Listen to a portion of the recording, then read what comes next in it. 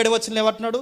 పరిశుద్ధాత్ముడు వలన మీరు పొందిన అభిషేకం. మరలా నేను చెప్తున్నాను, అభిషేకం అభిషేకం అభిషేకం ఎవరికి వస్తుంది చెప్పండి. ఇది కొంచెం క్లారిటీ ఉండాలండి. అభిషేకం ఎవరికి వస్తుంది?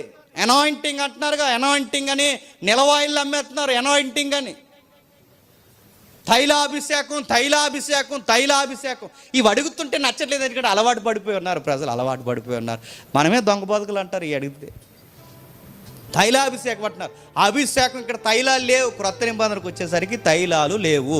క్రొత్త నిబంధన తైలం కాదు, పరిశుద్ధాత్ముడే మనకి అభిషేకం.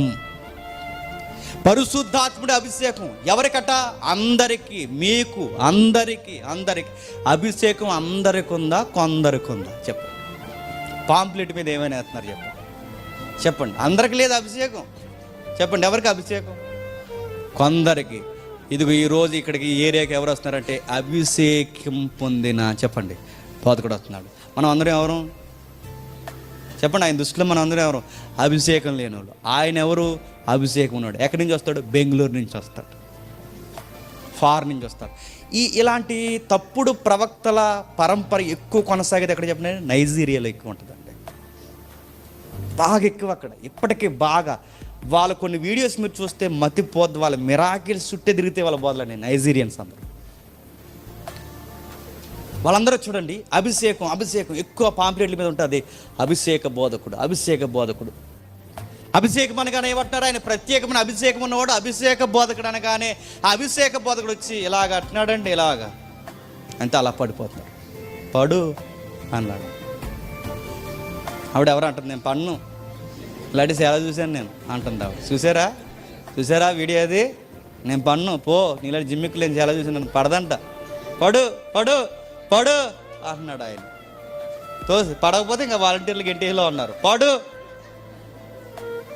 ఎవరు నువ్వు అని అడిగితే ఎంత సిగ్గుమాలని మాట చూడండి. ఎవరు నువ్వు అంటే దొరగమ్మనే అందే. దొరగమ్మ ఏంటి అడుగుతున్నాను, ఆవిడెవరు?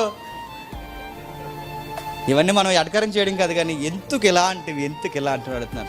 అభిషేకం ఉందని చెప్తున్నా. ఇలా వాంటెడ్గా చేస్తారండి. మరి చెప్తున్నాను, వాంటెడ్గా.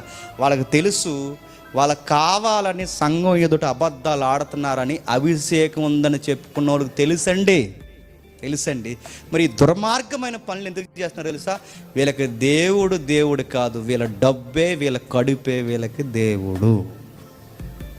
అదే దేవుడు. ఆ డబ్బు కోసం ఎంత గడ్డైనా తింటారు, ఆ డబ్బు కోసం ఎలాంటి మాటలైనా చేస్తారు, ఆ డబ్బు కోసం ఎలాంటి ఎక్స్ప్రెషన్ అయినా వాళ్ళు ఇస్తారు, నటిస్తారు, నటన విరగదీస్తుంటారు.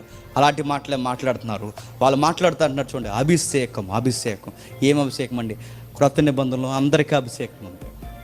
కాకపోతే పాత నిబంధనలోనే కొంతమందికి ప్రత్యేక అభిషేకం ఉండదు. పాత నిబంధన తెలుసుగా, కొంతమందికి. పాత నిబంధనలో ఎక్కడో దావీదుకి, ఎక్కడో సంసోనికి, ఎక్కడో సౌలుకి, ఎక్కడో ప్రవక్తలకి, అందరికి ఉండేది కాదు పాత నిబంధన అభిషేకం. ఎక్కడో కొంతమందికి. క్రొత్త నిబంధనలో దేవుడిచ్చిన గొప్ప బహుమానం ఏంటో తెలుసా? సంఘానికి వచ్చిన ప్రతి ఒక్కరికి చెప్పండి ఉచితముగా పరిశుద్ధాత్మని అభిషేకంగా మనకి ఇచ్చేసాడు.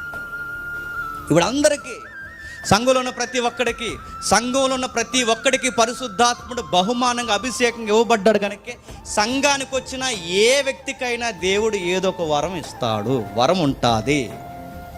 ఆ వరం అనగానే మళ్ళీ మీరు ఎక్కడికి వెళ్ళిపోకండి, బయట ఎక్స్ప్రెస్ నేను చెప్పట్లేదు. ఏదో ఒక వరం ఉంటుంది. ఆ వరం ఉంటేనే ఆత్మతో మనం కనెక్ట్ అయ్యి ఉంటాం. ఇప్పుడు చెప్పండి, అభిషేకం అందరికి ఉంది. పరిశుద్ధాత్మ ఏం చేస్తాడో తెలుసా? ఆయనకుంటే గొప్ప గుణం బోధ యందు నిలబడతాడు.